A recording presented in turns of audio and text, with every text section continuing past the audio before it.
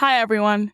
This is Abena Anim-Somuah, the host of The Future of Food Is You, and we have a special Encore episode for you today with Odette Olavarri, baker and owner of Odette, a boulangerie-style space in Mexico City. It's our #1 episode of the year so far.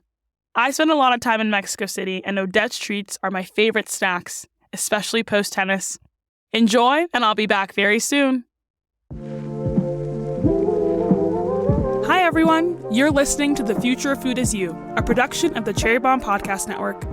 I'm your host, Abena Anim-Somuah, and each week I talk to emerging talents in the food world, and they share what they're up to, as well as their dreams and predictions for what's ahead. As for me, I'm the founder of The Eat-In Place, a community that's all about gathering people intentionally around food.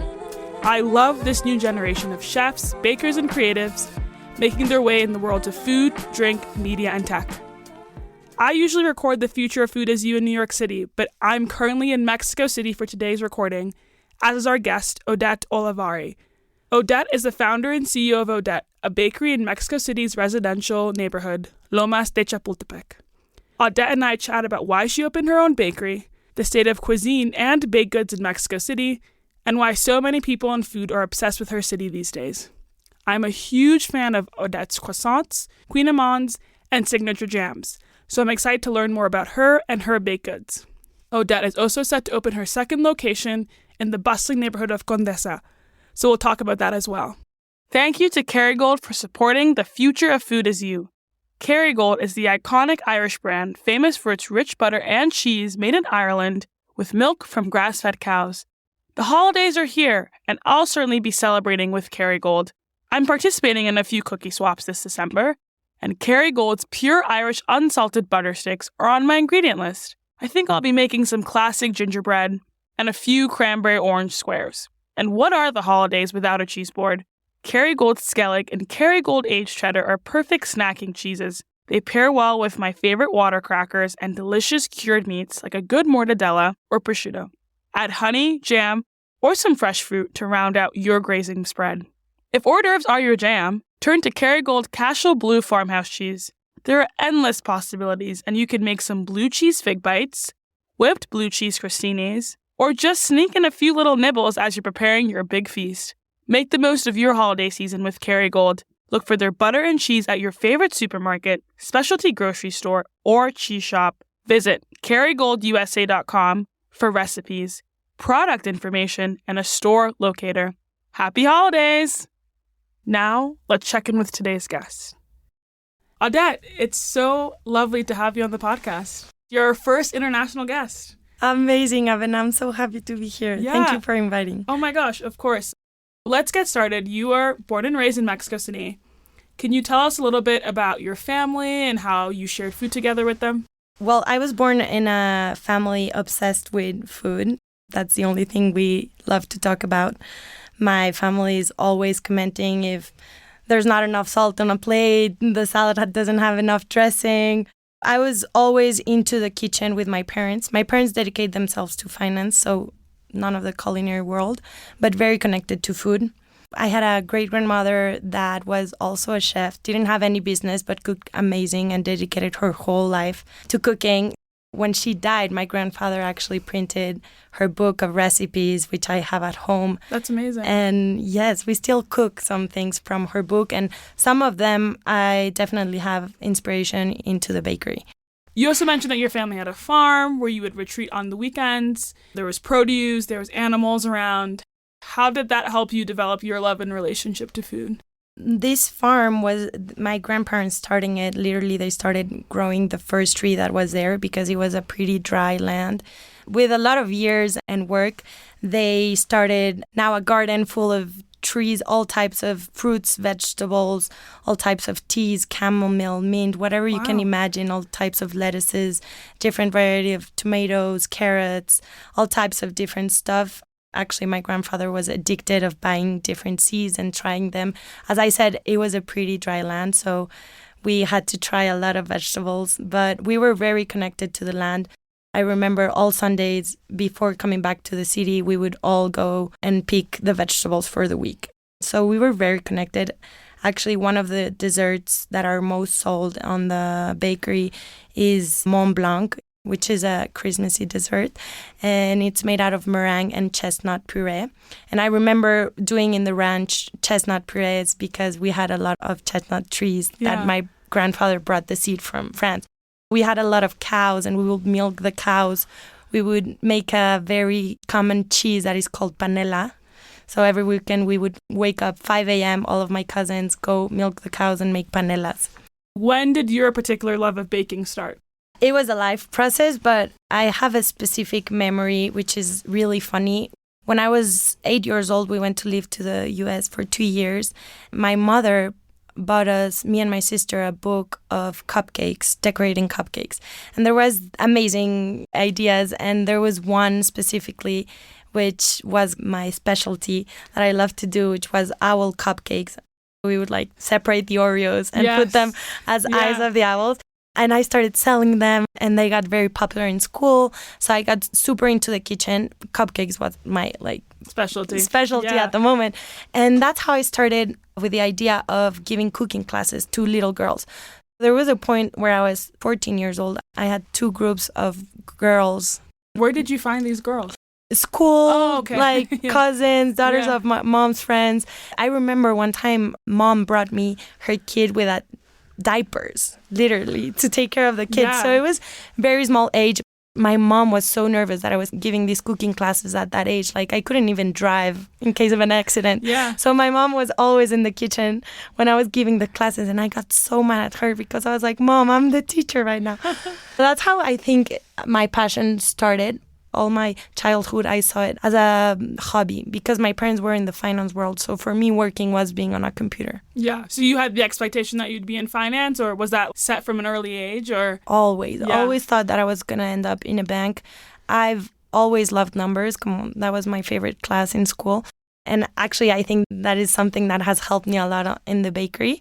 Yes, cooking was not an option for school. Yeah. But, I mean, despite your parents wanting to go in finance, you ended up going to, I guess, probably the most prominent culinary school in Paris at Le Cordon Bleu, and you took classes there. What was that experience like? The course was amazing. I had an amazing experience. And the best part of being the Cordon Bleu in Paris is that you go in the afternoons and actually try all the desserts that you're cooking in school. So it's a great combination. Yeah. I remember every afternoon going with all of my friends to have our tea times, and we would eat all the eclairs, all the raspberry tarts I could see. Those were my favorites. That was a great combination. Like I was learning to make the desserts that I saw on the streets. The school was very hard, obviously, very strict, as all of the cooking schools are. But I actually loved it. I remember the last day that I went out of the school and I called my mom back in Mexico and I couldn't stop crying. Literally, I couldn't. I was like, I'm never going to be as happy as I was these 6 months. And my mom was like, why are you studying finance? Do you see yourself in a bank? And I was like, no, not at all. But I have to study that, and after I'll see what I can do with the numbers. My mom was like, no, it's the other way around. So it was my mom on that call that made me change, and I remember coming back from that last day of Cordon Bleu and Googling all these cooking schools in Mexico and, you know, how I could start this career and be successful. When you were in Paris, what were some of the places that you were going to for inspiration? I mean, there's no better place to learn patisserie. There's no better place to get inspired. So what were the spots that you were frequenting? Totally. Well, I had some specific ones, but I would like to say here that I would not like to mention any popular ones because I thought that every boulangerie from every corner had the best croissant, palmier, my favorite. I think, by the way, the best combination in the world is butter and sugar. So all the palmiers, couilloman were my favorites, and I would buy them on every corner. I mean, you don't have to be very specific in Paris, I think. Yeah, that's a beautiful way of putting it. So you come back to Mexico City, you decide to, I guess, sow your oats in restaurants. Can you tell us a little bit about your experience working at a restaurant in your local neighborhood?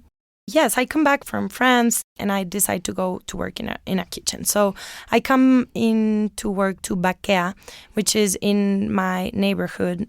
Very good restaurant, very traditional, European, more focused. And that's where the chef gives me the opportunity to go into every area. So I was in the fish section, the meat, the cold, everything. And that's how I discovered what a real kitchen was. Because when you get in the kitchen and you start actually sweating and you start actually cutting your fingers and hearing people scream all day long, and you get this vibe. It's one of the most amazing experiences I've had. It's like a rush. Yeah. It's like a rush every day. And you end up at 1 a.m. and you wake up early every day. And I remember one time that my Philippine was fully like wet. You could see through like how much snow because the kitchens get hot and people screaming.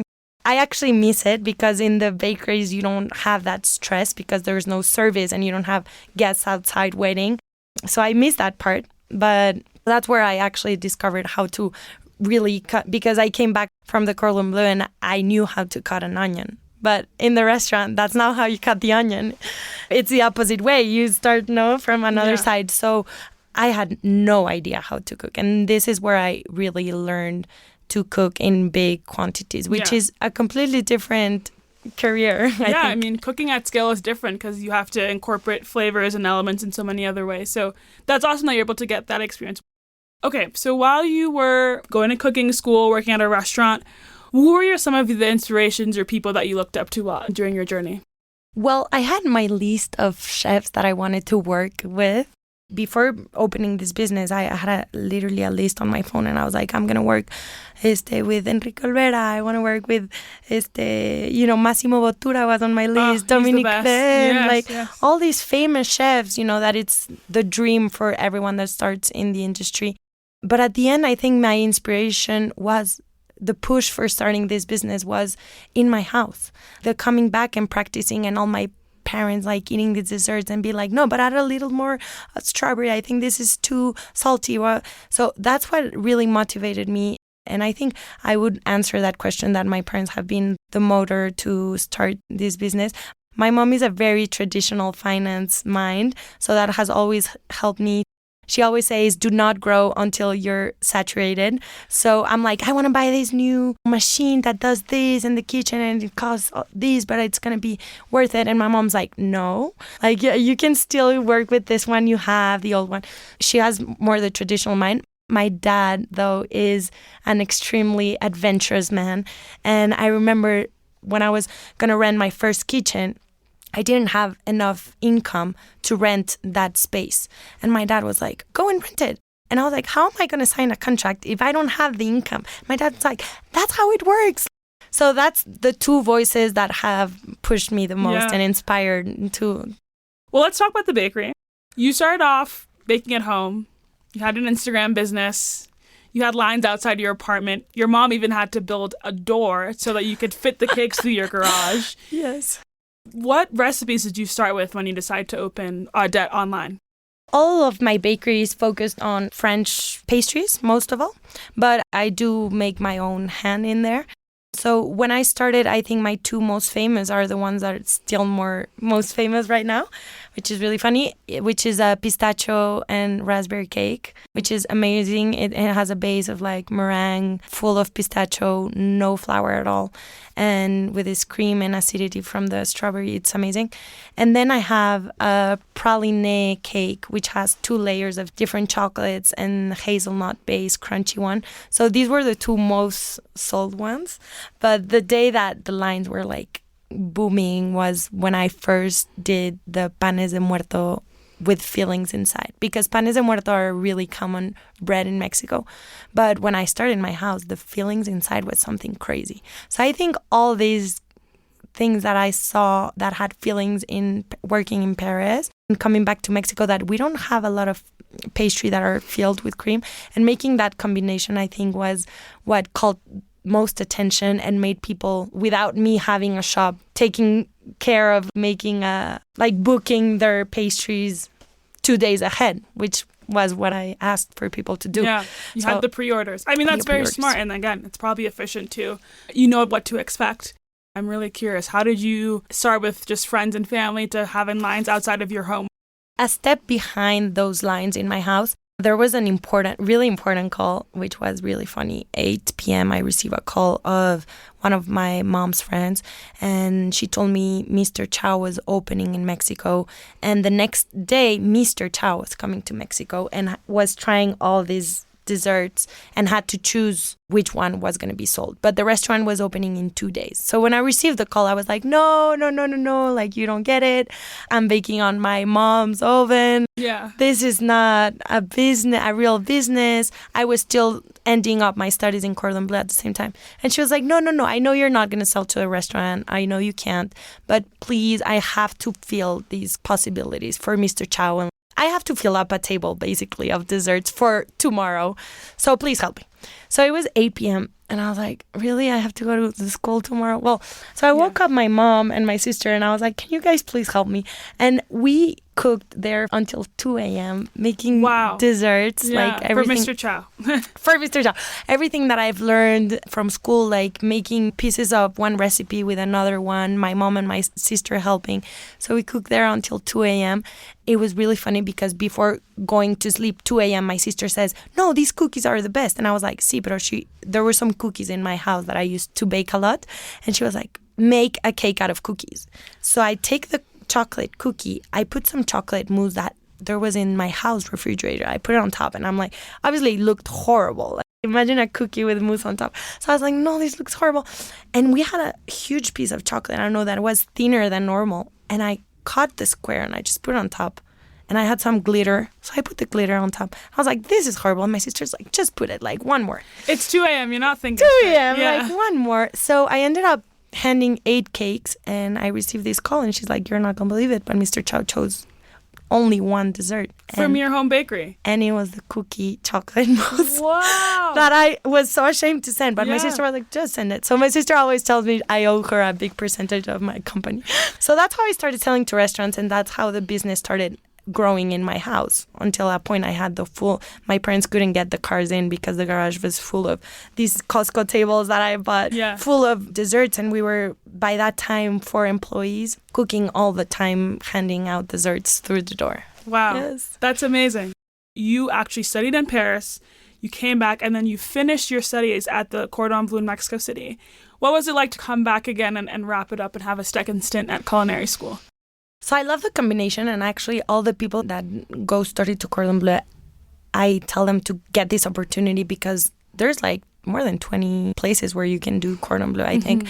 And they give you the opportunity to start wherever you want. So I think it makes a great cherry on top to have 2 places because you have 2 personality of chefs. No, I had some Mexican chefs teaching me. I had some French chefs teaching me. Yeah. So I think that's a great combination, and you see 2 worlds because kitchens are worlds in every country. Absolutely. And also just the differences, like Mexico is much more natural ingredients, more homegrown, more seasonally oriented, whereas the French is much more lush and rich. It's all butter and sugar and all the cheeses you can imagine. Totally. Let's go back to baking. You are out of your mom and dad's place. You've grown up. You have your own production kitchen. But what's really special about your first location is that it's on this really cute corner. It's probably the most beautiful thing. I think I've been to a lot of bakeries, but I just enjoy how quaint it is. Can you tell us a little bit about how you got that first space? Yeah, so it's a really funny story because it was the family pharmacy since I was born. And my grandmother's, I think, too, like 40-year-old pharmacy. It was the neighborhood pharmacy. And it happened to have an amazing tree outside. When I decided I wanted my own bakery, because the business started selling to restaurants, and there was a point where I was like, no, I want my own shop. I want my own place with my name. I decided I wanted a small space, but I mean, not that small, but I wanted a small space, and I fell in love with this tree. So my mom, being a businesswoman, helped me to get it. It took us 1 year to convince the pharmacy owners to give me a little space. Yeah. So we would come in with a meter and like start taking measures, and I would do my drawings. And the owners of the pharmacy were like, get out of my place. And I was inside with my meter and my mom dreaming like, see, the oven's going to be here. And because we were like, this pharmacy is huge. They can give me half the space. They're going to sell the same. Like all the neighborhood knows this pharmacy. Like they, instead of having 12,000 shampoos, have 6,000. So I was like, let's cut a little piece. And it took us 1 year. We finally convinced them. The only part that they wanted to give me was 30 square meters. So it was minimum. Wow, so it's like a closet. Literally, it's like a closet. So I remember my first call that I called the architect. I knew perfectly which architect I wanted to make the shop. And I called him and I'm like, well, I got this shop. I'm so excited. I want you to do the bakery. The only thing is that it's 30 meters and I have one condition. I want to bake inside. I don't want this place to be a display case. Yeah. A display case. I want to bake in here. I want an oven. I want a fermenting room.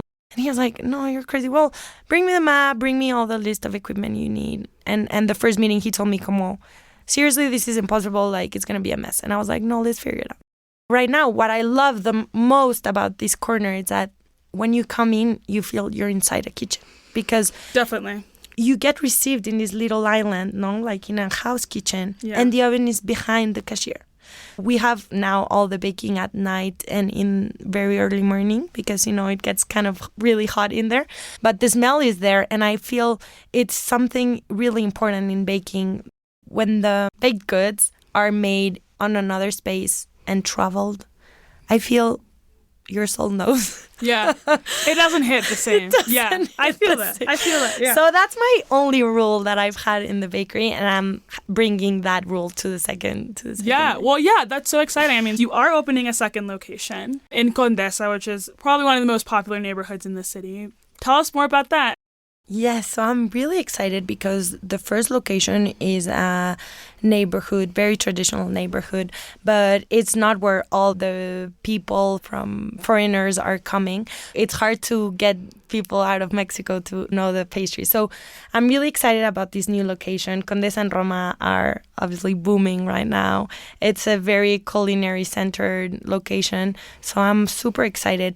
People right there love coffee, so we're buying this big machine and hiring this amazing barista. So we're very excited. We're focusing a lot on that. We're going to have some small baguettes and sandwiches, which we don't have in this location.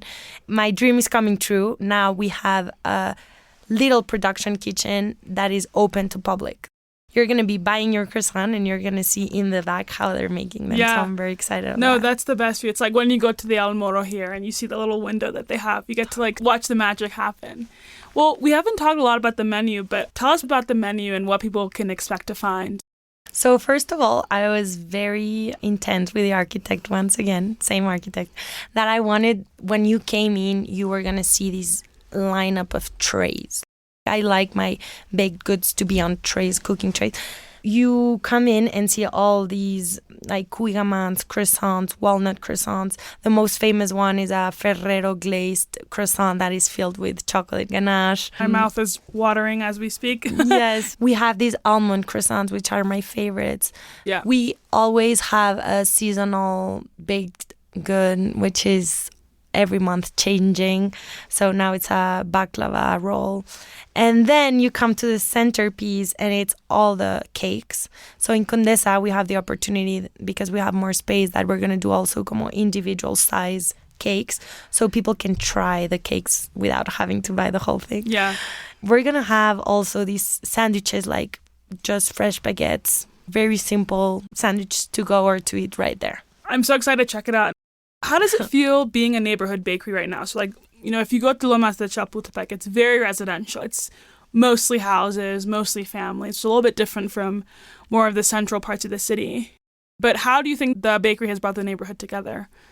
When I first started this bakery, the place where I was located was pretty empty.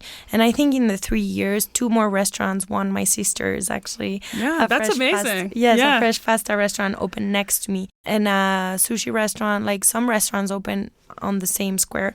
We have brought people together. And if you go on a Saturday, on a Sunday, literally there's lines on every restaurant, on the bakery. So it's amazing how we brought together people in this little space that not a lot of people knew. On my free time, literally, if I have a day that I have some free hours, my favorite activity is to go and do the cashier. That's my favorite, and say hi. And I know a lot of people that go to the bakery. So I have all this gossip and I have an amazing time. And I think that's an important part of the bakeries. You have to bring people together. Yeah. Bakeries are the next best community spaces. Totally. But you mentioned that your sister also has a restaurant a few doors down. I mean, is this the sister that told you to put glitter on those chocolate mousse cookies? Yes, this is my sister Laura. Yeah. My inspiration. She actually, really funny, studied fashion design. She's super stylish. Yeah. But ended up being a chef, and now she has 2 restaurants. So she opened next to me a fresh pasta restaurant, and now she opened a new one in Polanco, which is amazing. Oh, well, I can't wait to check it out. Do you guys go to each other for business advice, food advice? Totally. Yeah. So actually, it was really funny. When she opened her restaurant, I was an investor. We have always had an amazing relationship. On the 3rd day, I was crying, calling my mom that I was so mad at Laura. And she was calling my mom that she was really mad at me. My mom sat us and we were like, you guys have to solve your problems. This is not okay. Yeah. This is the first time that I hear you fighting. This is not okay. So we took the smart decision, I think, I sold my part and she bought it. Now we're more like psychologists. We're mutual psychologists. You're therapizing with each other. Yeah. Totally. Yeah. So we call each other every day this is happening. Why should I do it? This is so stressful. Or I'm so happy. Look at this new product I'm taking pictures of. We're more partners like that. Well, I want to talk a little bit about the memories involved in starting a bakery. There obviously have been some good days and some bad days. What have been some of the most memorable things that you've had happen in the 3 years since you've opened Odette? So I think my most amazing memory is one time, it was Pan de Muerto season again. Yes. And that's in October. Yes. We already had the shop. And it's this specific day that everyone wants to get. It's the whole country buying the same product. All the bakeries are going crazy. We had all these orders and we were super organized and everything, but I received a call from the manager on the shop at 7 a.m. You have to come. And I'm like, what? What's wrong? She's like, you just have to come. So I arrive and I park in front and there were 2 blocks of line of people waiting. For their Pan de Muertos. For their Pan de Muertos. And I literally park in front and start crying. I was like, what? This is my place. I couldn't believe it. I didn't even want to call anyone. I was just crying. So I think that was the most amazing memory. The worst memory I've had was one horrible day. We have 2 very important seasonal products. So it's Pan de Muerto and Rosca de Reyes. Rosca de Reyes is... That's the King's Cake, right? The King's Cake in January. And the 6th and the 7th, everyone... The 5th and the 6th most, everyone wants the Rosca de Reyes. So it's the same problem. And I already had all these orders and we were super organized. The team was super nervous, but we had all under control. The night shift called me at 2, 3 a.m. and they were like, we just baked the first 100 Rosca de Reyes, and they all punched down when they came deflated. They deflated. When they came out of the oven, literally they punched. I started making these weird 2 a.m. calls to my chef friends. 2 of them answered. And I was like, what do you think can it be? Tomorrow I have to deliver all these orders all already paid. So I'm like, no, I want to cry. And they started giving me all these ideas, and little by little, but I remember my hands were shaking when I was moving the temperature of the oven. I was just shaking. It was horrible. And people would say, well, it's just Rosca de Reyes. And it's like, no, when you have customers that made their orders 3 days before, it feels worse than, being a bank guide for someone. It feels horrible. You feel a lot of pressure. It's good and bad in that you have a high standard of excellence, but you also want to make sure that you're serving the best thing to your customers. It seems like you love the business, you love numbers, so obviously the financing, which is a hard part for a lot of bakers, you've enjoyed. But what are some of the business that you don't enjoy? I'm always curious to ask people that. There's a very horrible part that it's understanding all these tax payments, accounting, but more to the government tax. Yeah. Because the numbers I like. That's okay. But understanding employee benefits and understanding all these rules and laws and taxes and all this dark side, about human relationships and just trusting that it's horrible. You feel you're always have to approve every sale and where these taxes come from and all of these things that it's very unhuman when you have a business, but you have to do it. Signing contracts, making contracts, all of that part, I think it's really stressful and hard when you're not a lawyer. Totally. Or an accountant. You have hired 40 people in 3 years.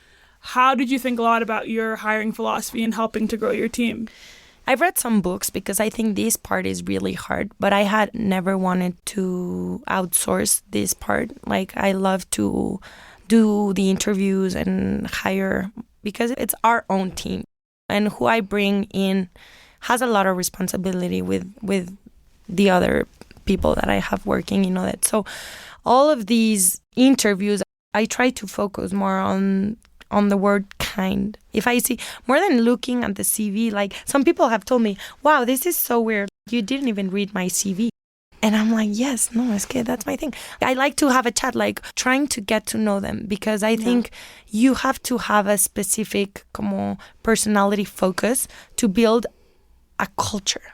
And when you find that into someone and you're like, okay, this person I think can blend into my team, I think that is the most sacred part of a business. Yeah. Finding the right people. That's awesome. Where do you hope to see Odette in the next 5 years? Well, I think my vision more than growing and having more spots, I would never like to have a franchise, for example. No, that to be a franchise. I would not like that, because I think I would lose my motor, my inspiration. So I think what I would love is, like right now I come into the cooking center, the production kitchen, and I listen to all these laughs, and we're all creating the seasonal products. So we gather on the table and we all try the product. I know everyone's name. Like making this team, I think it's the most amazing for me and for everyone. So I think the future of businesses have to be like small center, more personal, and more like building small families, more than working on a company. So I think that would be my dream in 5 years, come into the production kitchen, know everyone, and have a specific project with everyone, And como que I think that would be my dream. That's beautiful. It's like you want to keep it more homegrown as opposed to 20 locations all over Mexico. Totally. Are there people, celebrities, inspiration, role models that you want to try Odette's goodies?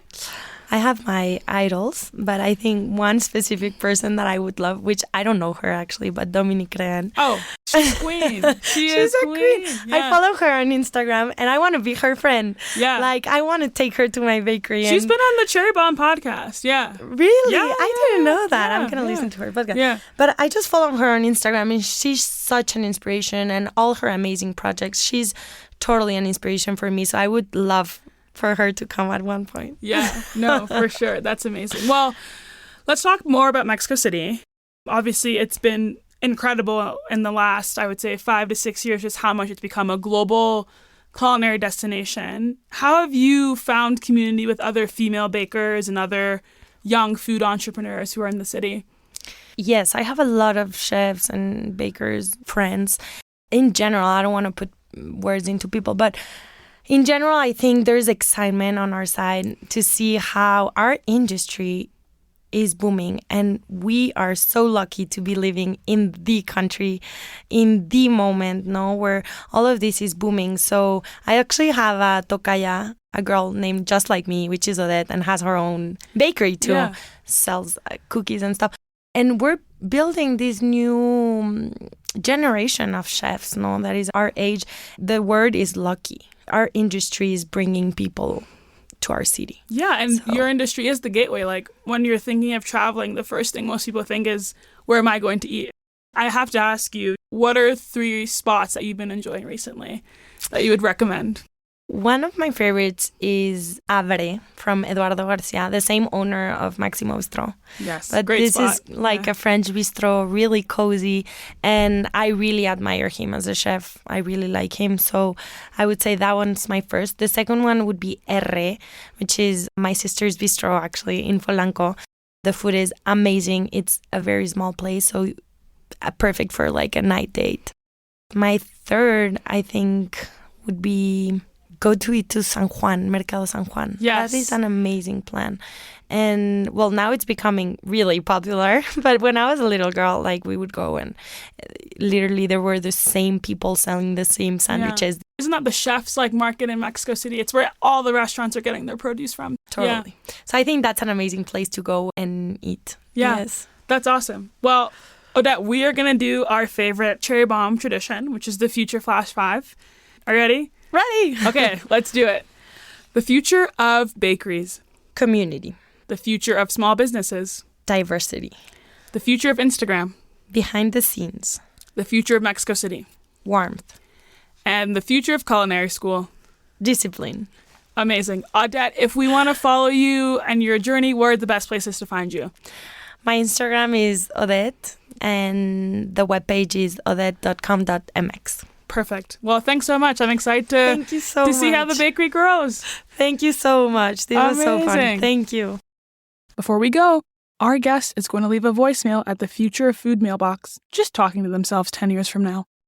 You have reached the Future of Food is You mailbox. Please leave your message after the beep.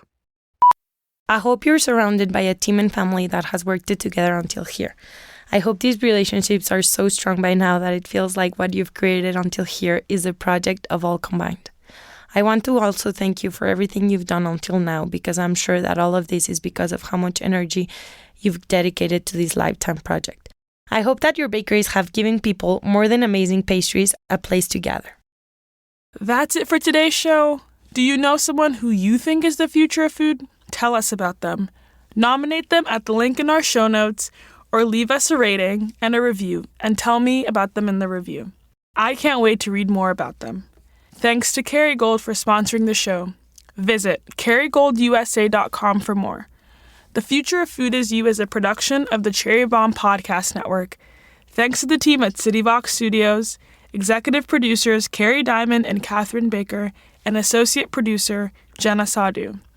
Catch you on the Future Flip!